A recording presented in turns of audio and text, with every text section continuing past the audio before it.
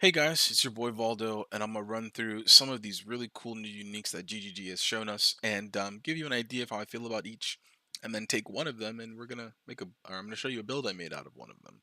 It's kind of been the trend I've been doing, so I'll stick with it. So first off, we'll look at the Sacrificial Heart. This one's quite cool. It adds X to Y for Fire, Cold, and Lightning, and you get a power charge whenever you use a Val skill.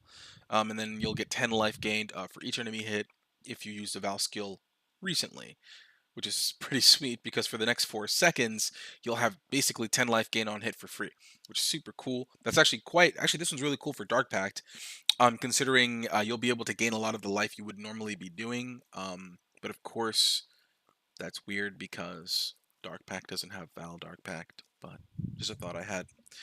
Because this could work with Val Grace, or really any Val skill that isn't an attack, unless you want to use that too. But I thought that was sweet. 10% increased movement speed if you ever used a Val skill recently. So basically, for the next 4 seconds after using a Val skill, you will have 10% increased movement speed. Um, so I mean, that one's pretty good, but it's quite generic. I guess the best part about it is that on an amulet, this is pretty rare, but the 10% movement speed is pretty good for clear speed Val skill builds.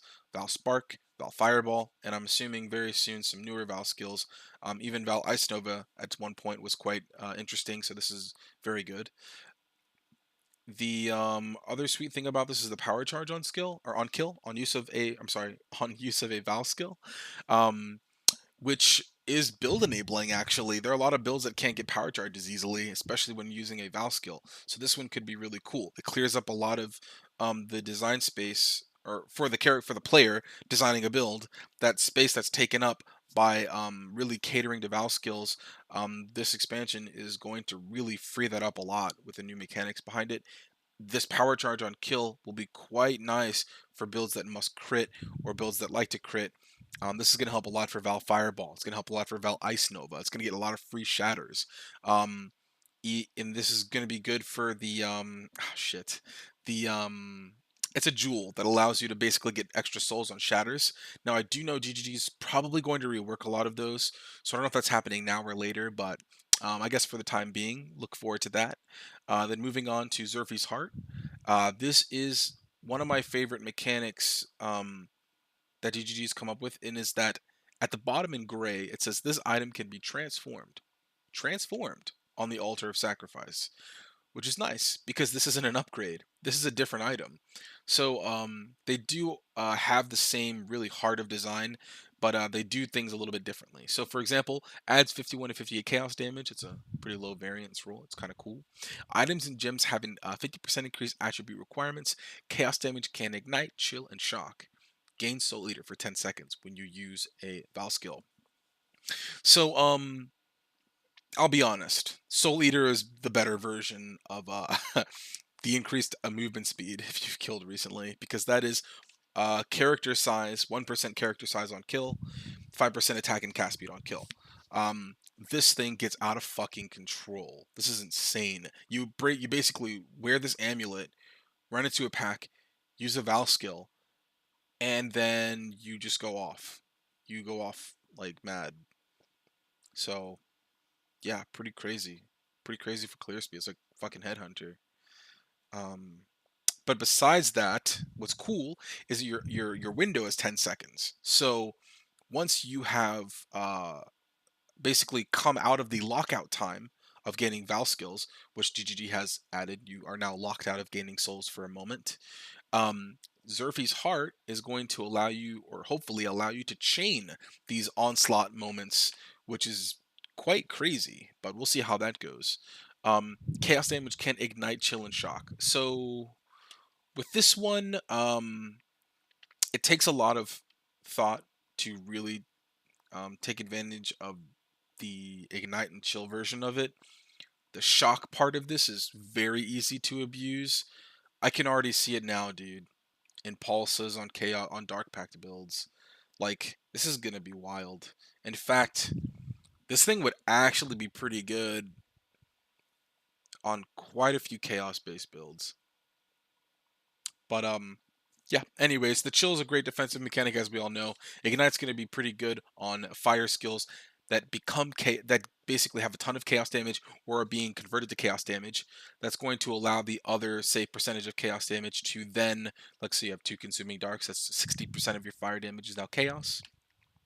Now the entire thing will ignite, so you can actually do that, still take advantage of the ignite, and also have chances for chilling and shocking. So let's not forget though, with these types of items, it just allows you the possibility to inflict these ailments. You still require the chance to ignite, chill, and shock to proc them. So yeah. Um, and then moving on to the Mask of the Spirit Drinker. This one's pretty sweet. They showed us this one earlier. The new thing we learned though is that you can also get all tiers of it. Um, by just achieving the 1500 maximum energy shield, which is nice. So it's 300 life regen per second. This one isn't crazy. I still am not super impressed by it. I think this will find a place in a lot of interesting builds. I mean, at low levels, maybe some Righteous Fire leveling. I don't know. Even then, it just sounds kind of bad. What's cool though is it keeps your life pool pure. So if you are playing a Righteous Fire build and you throw this helmet on, not only do you get a bunch of life regen, it removes your energy shield, so you don't have to worry about factoring in that energy shield.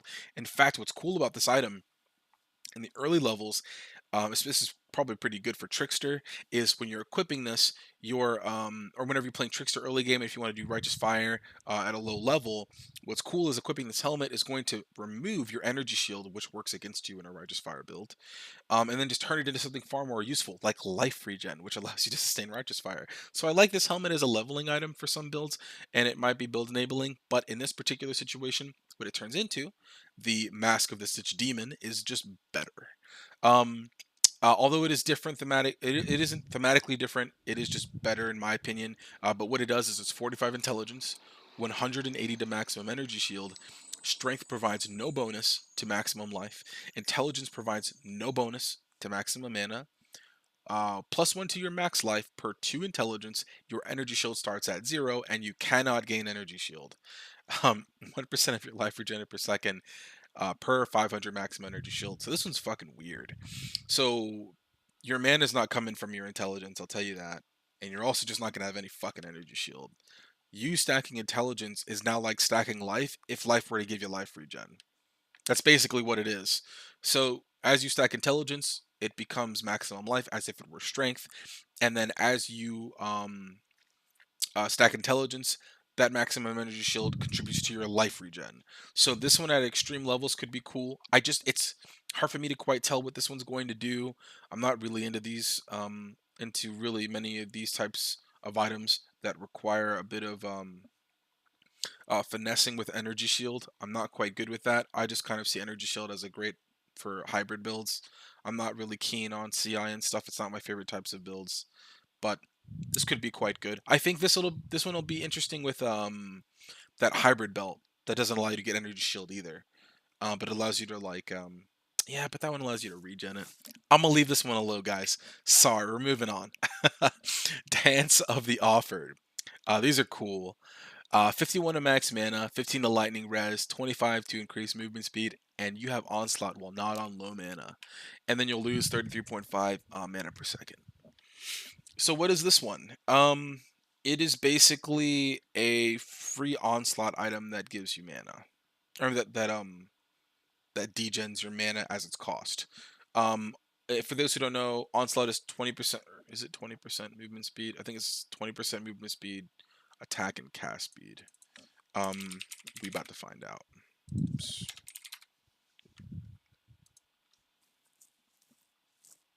Yeah. Okay. So essentially, this one's good. It's as if it were to say 45% increase movement speed, 20% cast speed, and 20% attack speed. So these are quite powerful if you can keep it up. And of course, it it leaves its mark. It's like, hey, you have to really work with this item to make it worth it. And its evolved form is even better. So this one is actually just a straight up upgrade. But that is the Omeyocon.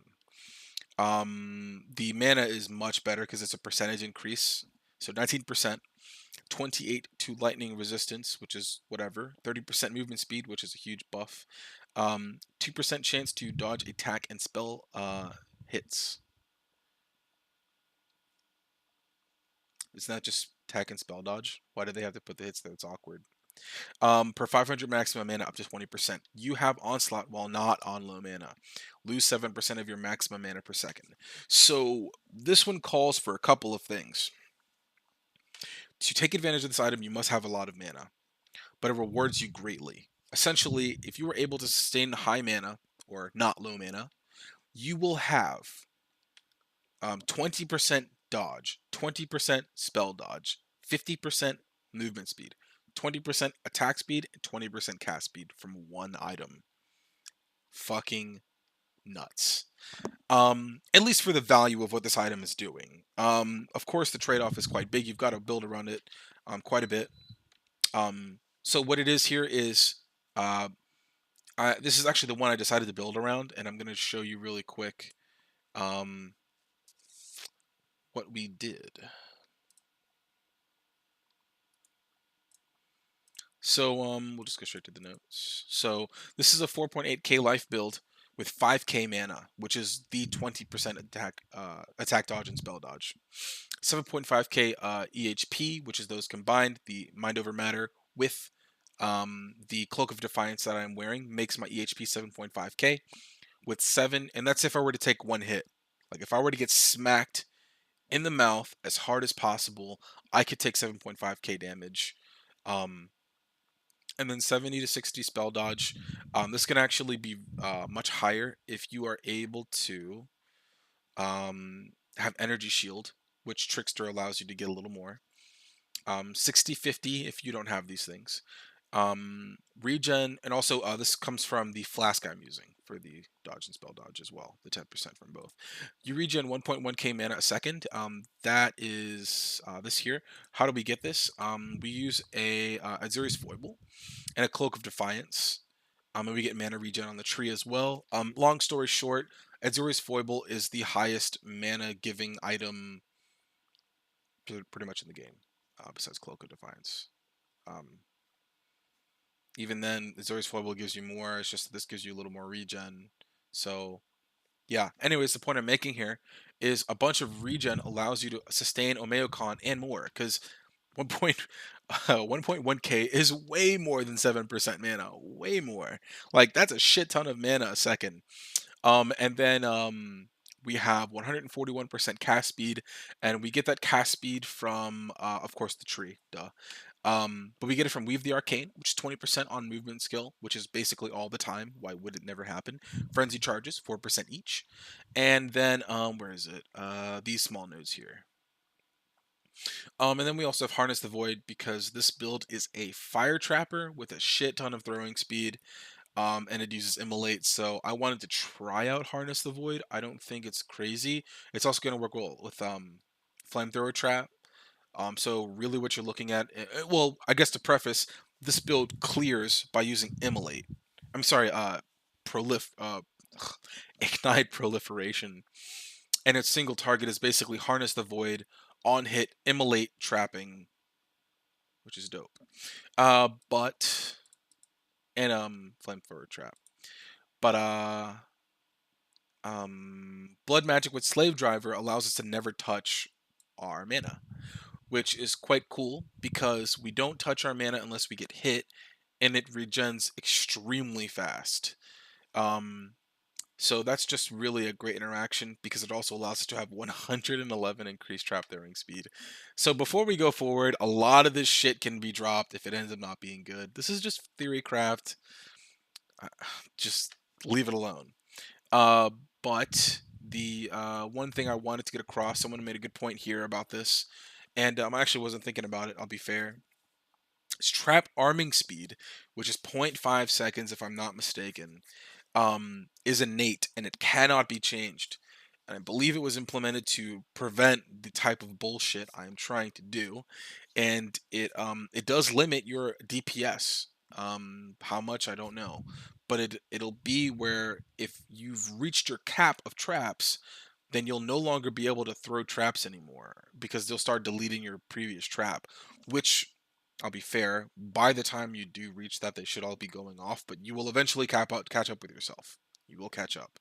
And so, although I think it would be quite difficult to achieve the trap limit or trap throwing limit, this could be a thing. So just kind of a disclaimer, a bit of a PDA or PSA about this. Um, Wanted to let you guys know that this could be a thing. But anyways, to the tree. Like I said, Trickster. Trickster is the Trapper class. LOL. But the thing you can kind of switch here is if you don't like Swift Killer, if you don't like this one, you can actually take Ghost Dance. It's pretty good. The real required one here is Weave the Arcane. The other ones are super flexible. You don't need all of them. Um, so yeah, I'm actually considering taking this as well. Be pretty cool. And then besides that, the rest of the tree is quite generic. It's all trap related stuff. We actually are able to not take a lot of the trap related stuff because we have so much throwing speed that we don't really need it. And we get a couple more frenzy charges, phase acrobatics for obvious reasons. Since we're throwing one trap, we don't really need like chain reaction or anything like that. It's like really difficult not to get that one trap to detonate in a massive pack. And we also know where we're throwing it. We're not playing cluster traps where when you throw the traps, they just randomize. So that's something else people forget is when you're playing a trapper build, if you use cluster traps, the more you're going to need SunBlast and all this other shit to make them go off because when you throw them, they are essentially random. In fact, people kind of forget I'm fighting a boss. I throw my cluster trap. Oh, I threw 4 traps. That's way more than the less multiplier. Well, if you throw 4 and only 2 of them hit because the other 2 landed behind you or some stupid shit, then it does cause your a bit of a slight damage loss. But we're not going there. That's a build for another day. We also take some cast speed nodes right here. You don't have to take any of these. In fact, they don't really give you shit. You really, like, honestly, these are the most unrequired points on the tree. If you don't take them, you'll be able to save points. I just wanted to do it to see where I come, or see where I go. The rest is the new, or the soon-to-be buffed fire nodes, soon-to-be buffed burning nodes, mind over matter, rip 100 mana, and 100% increased mana. And then some grand spectrums, you know? Besides that, like I told you guys, these Grand Spectrums, Cloak of Defiance, and Aziri's Foible, you don't need all of these. You could use other mana items. There's nothing on this build that's staple. The only thing that I might end up changing is swapping out for a Blue Pearl Amulet to achieve a higher life total, but I don't even think that's as much of a big deal considering Aziri's Foible is like insane. 90% mana regeneration is nuts. It's fucking insane. Like, if this were another build, like this thing would be really good in like a Righteous Fire build. So that'd be cool. But besides that, that is all. I mean, this build is a work in progress, and it's not going to be my first build, probably not my second build. But it was a thought I had. I think this one's going to be quite powerful just because of the high life total. One thing I did want to show you guys was, or talk about really, is the Indigon, which is probably going to be the late game version of this build, or like the, late, super powerful. What else is there to do on my build besides unspec it and make it an Indigon build? Indigon is super build defining, but it is restrictive. It requires you to be very geared towards it to gain its benefits.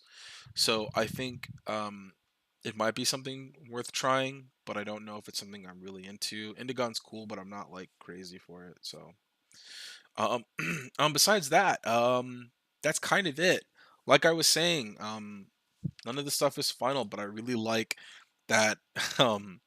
I remember there was a time where I was making a lot of these trapper builds, and I was like, God, these are all trash.